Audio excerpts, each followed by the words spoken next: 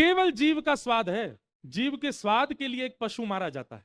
जीव से दूर जब तक वो पशु होता है तब तक स्वादिष्ट लगता है।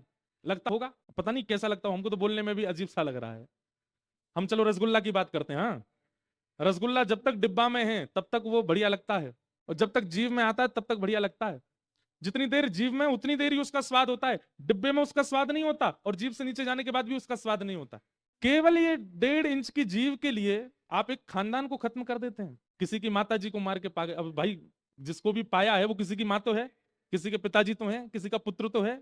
कल परसों कोई बोल रहा था कि, मैंने देखा एक वीडियो में कि कोई कह रहा था कि सफेद सफेद होता है ना गोल गोल, उसके लिए कह रहे थे, बोले ये मांस थोड़ी होता है, बोले ये तो अन्य अन्य प्रजाति की जो वो पक्षी होता है उसके पेट से निकलता है, और अगर इसको मांसाहार माना जा रहा है तो फिर गैया के दूध को भी मांस मानो। अरे भाई, आप कह रहे हैं कि जब तक वो फर्टिलाइज नहीं होगा तब तक उसमें बालक नहीं आता, उसके अलावा तो वो केवल मुर्गी के पेट से निकला हुआ एक सामग्री है, उसको पा सकते हैं, उसमें बालक नहीं होता।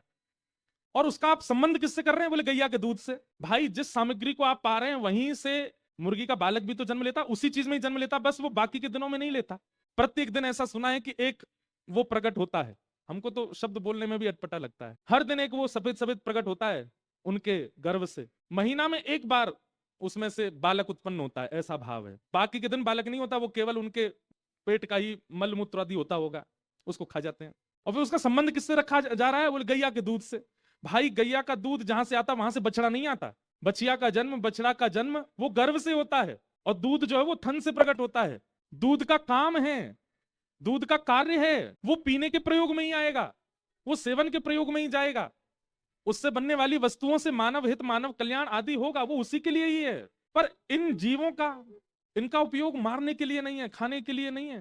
वो प्राण युक्त हैं, उनको मत मारिए, मत खाइए। हमें तो बहुत सारी कथाएं सुनने को मिली हैं यहाँ आकर के। एक दिन मैंने पूछा, मैंने कि झारखंड में हर घर के बाहर एक बकरी बकरा जरूर मिलते हैं, इसके पीछे क्या कारण है?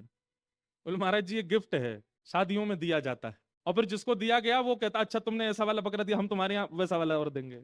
कहीं कहीं होता होगा ये नियम, सब जगह तो नहीं है। हम पूरे, आप सबको नहीं कह रहे हैं, हम पूरे भारत, पूरे विश्व में जहां कहीं भी मांस भक्षण होता है हम सबको कह रहे हैं, ये उचित नहीं है, इसका विरोध होना चाहिए।